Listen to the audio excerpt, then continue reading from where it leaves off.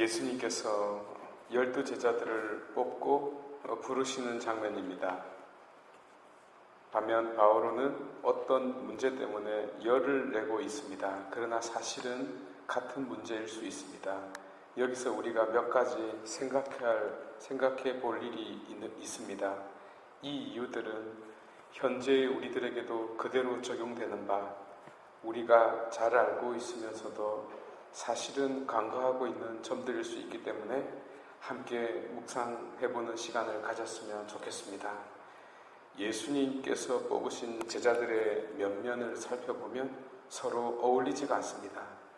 먹물이 들어간 자와 먹물을 뽑아내는 놈을 잡는 어부, 하느님의 계명을 연구하는 율법학자와 반대로 나라의 독립을 추구하는 혁명당원, 평화를 추구하는 이와 폭력도 불사하는 이 등등 한자리에 함께하기 어려운 이들이 어울려 있습니다. 이를 어떻게 보아야 하겠습니까? 저는 무엇보다 음악의 심포니, 교향곡이라는 개념에 빗대고 싶습니다. 이는 전 오케스트라가 함께 연주하는 다악장 형식의 곡을 말하는데요. 심포니아라는 말에서 유래했습니다. 함께 어우러지는 울림이라는 뜻입니다. 인간의 협연은 신약 성경에 친숙한 주제이기도 합니다. 마태복음에 너희들 중 둘이 하나가 되어 무엇인가를 구하면 하늘에 계신 아버지께서 너희에게 주신다라는 구절이 있습니다. 여기서 하나가 되다라는 말이 심포니아라는 동사가 쓰였습니다. 요한복음 17장 21절에서는 예수님께서 제자들이 똑같아지기를 원한 것이 아니라 서로 하나 되기를 원했다고 적고 있습니다. 똑같아지는 것과 하나 되는 것은 다릅니다. 콘트라베이스나 트럼펫은 바이올린과 똑같지 않습니다. 하지만 교향곡에서 그들은 바이올린과 하나가 됩니다. 마찬가지로 하느님 나라도 이와 같지 않을까요? 내가 다른 사람과 함께 하나로 어우러지는 연주를 하는 협주곡. 이것이 하느님 나라가 아니겠습니까? 모두가 자신의 고유한 소리를 지녔지만 저마다 쉴 때가 있고 연주할 때가 따로 있습니다. 이 모든 것이 어우러져 하나가 될 때 비로소 작곡가의 생각이 청중의 귀에 들립니다. 저는 또 독창보다는 합창을 좋아합니다. 합창 속에는 소프라노가 있고 바리톤이 있습니다. 높고 낮은 소리들이 하나로 어우러질 때 내 심장은 녹아내립니다. 어떤 곳에서는 여자들이 부르고 다른 곳에서는 남자들이 부릅니다. 여자들이 부를 때 남자들은 게을러서 놀고 있는 것이 아닙니다. 그들의 침묵은 어울림을 위한 잠시의 쉼입니다. 결국 그들은 다 함께 노래를 합니다. 온 세상에 그 노래가 가지고 있는 전율을 전하고 그 악보가 가지고 있는 마음을 표현합니다. 그러면 청중들은 잊고 살았던 소중한 그 무엇을 가슴속에서 다시 되찾을 수 있게 됩니다. 하느님 나라의 기쁨을 만끽한 까닭입니다. 마찬가지로 저는 우리 각자를 스테인드 글라스에 비유하고도 싶습니다. 햇빛이 통과되는 유리 알갱이들은 각각의 고유한 색을 가지고 있습니다. 혹자들에게는 어둡고 칙칙한 색이 마음에 들지 않을 수 있겠습니다. 그러나 검은색이야말로 스테인드 글라스에 없어서는 안 되는 색입니다. 왜냐하면 빛을 막아야 하기 때문입니다. 동시에 그 빛이 다른 색을 통과하도록 해줍니다. 그러면 노트르담 성당의 그 아름답고 찬란한 스테인드 글라스를 감상할 수 있게 되는 것입니다.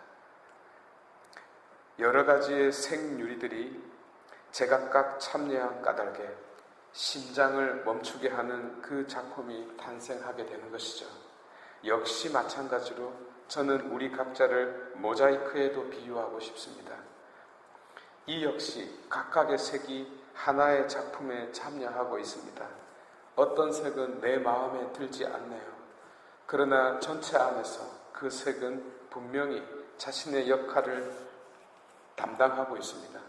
비록 그가 이스카리옷 유다라 할지라도 말입니다. 우리는 흔히 내 마음에 들지 않은 일을 치워버리고 싶은 유혹에 쉽게 빠집니다. 그 사람을 치우면, 곧 그 색을 치우면 내가 원하는 작품이 완성될 것이라 생각하는 것이지요. 하지만 해보십시오. 결코 그렇게 되지 않을 것입니다. 어쩌면 말입니다.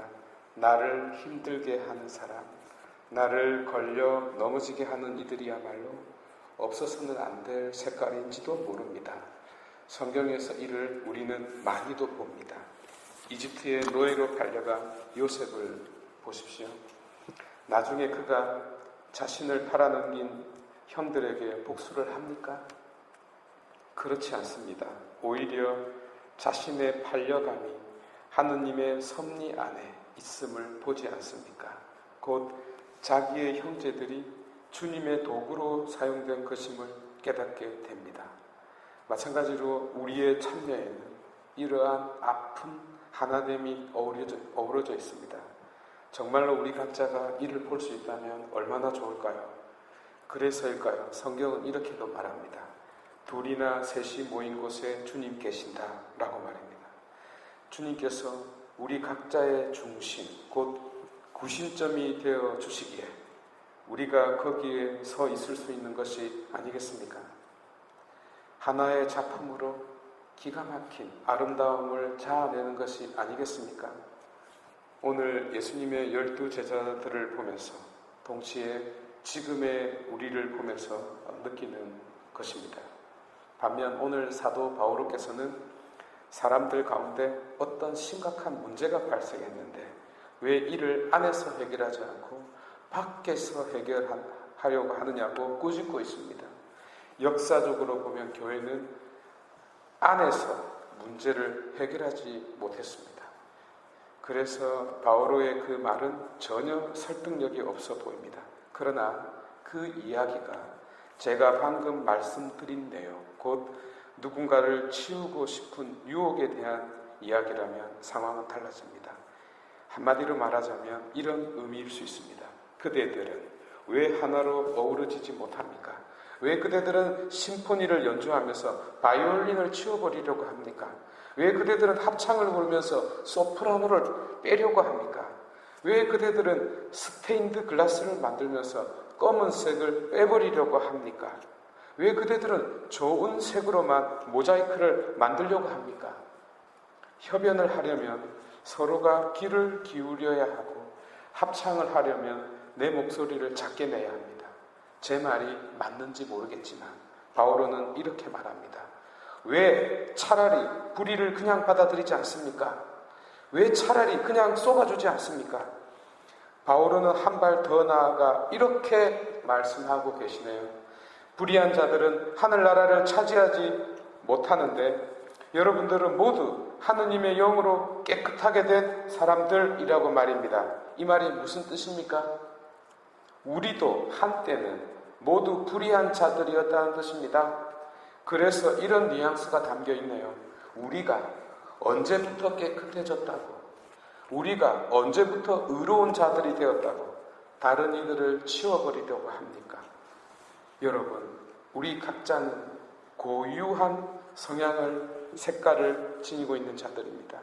어찌하면 나에게 익숙하지 않는 너를 있는 그대로 받아들일 수 있을까요?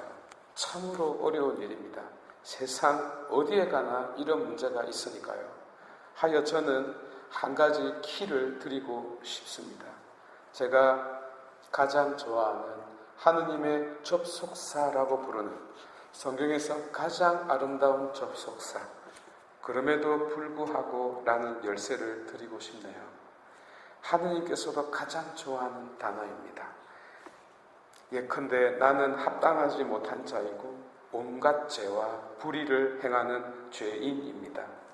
하느님께서는 그럼에도 불구하고 나를 받아들이시고 인내해 주시고 사랑해 주십니다.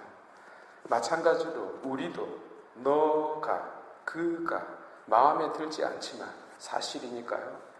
그럼에도 불구하고 너와 그와 함께 할 수는 없을까요? 나를 포기하지 않으면서도 너를 있는 그대로 받아들이는 마음과 태도. 그래서 마음은 아프지만 참으로 아름다운 하나의 심포니가 되는 그 연주를 듣는 날, 우리 가운데 하나님의 나라가 이루어지는 것이 아닐까요?